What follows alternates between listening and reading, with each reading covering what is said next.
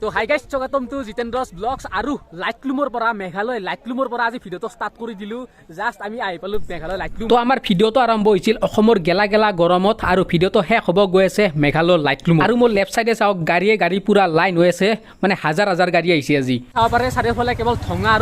আৰু এই ঠঙাবিলাক আচলতে মেঘ হয় মেঘ এনে নিয়াৰে হয় আকৌ ধৰিব পৰা নাই কুঁৱলীয়ে আৰু চাৰিওফালে ঠঙা দেখা পাই আছোঁ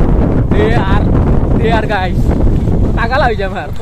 তো পোনপ্ৰথমে আমাৰ বাইকখন ধুনীয়াকৈ পাৰ্কিং কৰি লওঁ ৰ'বক তো তাৰ কাৰণে এটা ধুনীয়া জেগা মানে বিচাৰিব লাগিব আৰু আপোনালোকক দেখাই আছোঁ ৰ'বক কি আছে এই লাইটলুমত তো বলক আগতে পাৰ্কিং কৰি লওঁ তো ফাইনেলি আহি পালোঁ আৰু জীৱন ভাই আৰু ইউক্লিছ ভাই দুটাই বাইকখন পাৰ্কিং কৰিব থৈ দিছে আৰু আমি দুটাই বৰ্তমান খোজকাঢ়ি যাই আছোঁ চাক না একবাৰ ইয়াৰে ফাৰ্ষ্টত একবাৰ ভিউটো চাক ৱাও চাৰিওফালে গ'ল মেঘ আৰু মেঘ সৰুৰ পৰা এটা আশা আছিল যে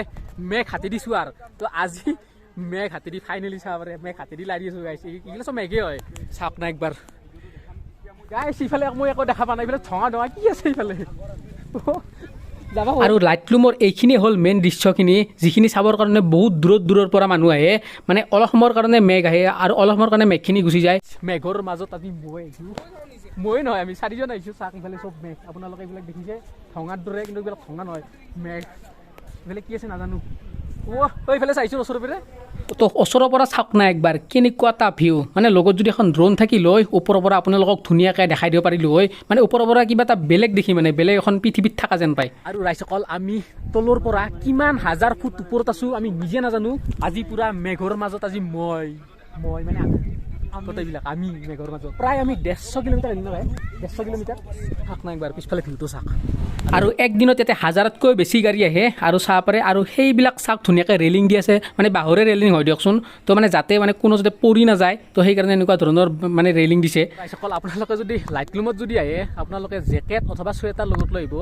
আৰু ৰেইনকোট লৈ আহিব নহ'লে আপোনালোকে ইয়াতে মানে কেতিয়া হঠাৎ বৰষুণ দিয়ে হঠাৎ মানে ৰ'দ দিয়ে একো মানে ৰিস্ক নাই তো আপোনালোকে এই দুটা বস্তু একদম লগত লৈ আহিব 160 কিলোমিটাৰ ঘৰৰ পৰা হয় অলপ এটা ৰেষ্ট লৈ আছোঁ মানে তাপিলা বি উঠি গৈছে গাইছ কি কম আৰু মানে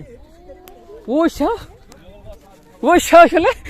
তো অলপ সময় আগতে ইয়াত চাব পাৰে ইয়াত মানে মেঘৰ কাৰণে একো দেখা পোৱা নাছিলোঁ এতিয়া চাওক এতিয়া ৰ'দ দিলে চাওক মাই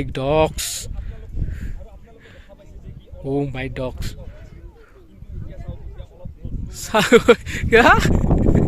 এই লাইটলুমৰ চমৎকাৰ কিবা যাদুৰ দৰে কিবা যাদুৰ দেশত থকা হেন লাগছে দিছ ইজ মহিমা অফ লাইটলুম মানে নাৰীৰ দৰে একে আৰু মানে তো আপোনালোকে যদি ইউৰোপ ছুইজাৰলেণ্ডত মানে গৈ পোৱা নাই তো আপোনালোকে মেঘালয়ত ইয়াতে আহিব পাৰে লাইটলুমত তো আপোনালোকে সেইটো ফিলিংছটো পাব আৰু ইয়াতে আপোনালোকে বিভিন্ন ধৰণৰ খোৱা বস্তু মানে খাব পাৰিব মানে লোকেল বস্তুবিলাক খাব পাৰিব পিঠা হওক লাল চাহ হওক এনেকুৱা ধৰণৰ মানে কিছুমান বস্তু পাব পাৰে তো ভাবিছোঁ আমিও অলপমান লাল চাহকে মাৰি দিম নেকি আৰু আজি যিহেতু চানডে হয় তো চানডে দিনা চাব পাৰে এইফালে গাড়ী হাজাৰ গাড়ী আহিছে আৰু মেঘবিলাকৰ কাৰণে মানে একো দেখাই নাপায় ইমান গাড়ী আহিছে আৰু বাইকৰ কথাটো ক'বই নালাগে আৰু ৰাইজসকল ইয়াতে ফাষ্টফুড মানে বিভিন্ন ধৰণৰ ফাষ্টফুড তো ইয়াতে মানে বিভিন্ন ধৰণৰ ফাষ্টফুড মানে আছে তো আমি যিহেতু একো খাই অহা নাই ৰাতিপুৱাই মই 4টা বজাত ভাত খাই আহিছোঁ তো বহুত বেছি পেটটো কৰ কৰি আছে মানে কিবা অলপ পেট ভৰা বস্তু খাব লাগিব আপোনালোকে যদি আহে লাইটলুমত এনেকুৱাকৈ ধৰণে মানে খাব পাৰিব আৰু যি খাব মন যায় লাল চাহ কিবা খাব মন যাব বতৰটো ঠাণ্ডা নহয় মানে ইয়াতে ঠাণ্ডা আৰু গাইছ ইয়ালাক লেমন টি আৰু লাল চাহৰ লগত ধুনীয়াকৈ কেক লৈ ল'ম লাইটলুমৰ গাইছ লেমন টি আপোনালোকে এনেকৈ আহিলে এনেকৈ চাহ খাব পাৰিব আৰু তলৰ যি নাজাৰা আছে সেই নাজাৰাবিলাক ধুনীয়াকৈ উপভোগ কৰি মানে এনেকৈ লেমন টি খাব পাৰিব লাইটলুমত 1 কাপ লাল চাহত মানে লেমন টি যদি খায় আপোনালোকে 20 টকাকৈ আৰু কেক যদি খায় 20 টকা টোটেল 40 টকা আৰু যদি নৰ্মেল চাহ খায় 10 টকাকৈ 40 টকা দেই আৰু তো পাহাৰীয়া জেগা না তো মানে দামটো লয়ে আৰু উপায় নাই আৰু এই তিৰে ডাষ্টবিন হয় বাছ তো ফেলিলোঁ চাহ খাই এবাৰ যাই আছোঁ তলফালে আপোনালোক দেখা কৰোঁ একো দেখাই নাপায় কি দেখাম আৰু সেয়ে আৰু তো আপোনালোকে যদি লাইটলুমত এনেকৈ আহে তো মানে অলপ সাৱধানে আহিব যাতে পিছলে নাযায় তো যদি বৰষুণ আহে এইবিলাক মানে বহুত পিছল হৈ থাকে সেই জেগাবিলাক মানে বহুত পিছল হৈ থাকে তো চাওক মেঘবিলাক কেনেকৈ আহিছে এইফালে চাওক মেঘবিলাক তলৰ পৰা ওপৰত আহি আছে বৰ্তমান তো এই লাইটলুমৰ বিশেষ যি চাব লগা আছে আৰু তলত যি আপোনালোকে শব্দ শুনা পাই আছে তাতে এটা নিজৰা আছে বহুত ডাঙৰ ৱাটাৰফল আছে এই ৱাটাৰফলটোৰ যিটো চাউণ্ড সেই চাউণ্ডটো আহি আছে আৰু তেতিয়া মানে জীৱন ভাই এটা কথা কৈ আছিল সি বোলে ৰিল নবনায় সি মানে কৈছিল মই বোলে ছোৱালী মানে দূৰে ৰিল বনাই থাকোঁ সি বোলে ৰিল নবনায় এতিয়া সিয়ে ৰিল বনাত এক্সপাৰ্ট হৈ গৈছে মানে একেলগে সিয়ে বানাই আছে লাগছি চা মাথা দাংচোন দাং হা তোকে কৈছোঁ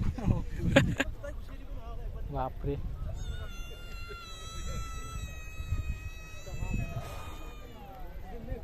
তো ৰাইজসকল আজিৰ লাইটলুমৰ ভিডিঅ'টো কৰিম এইখিনিতে শেষ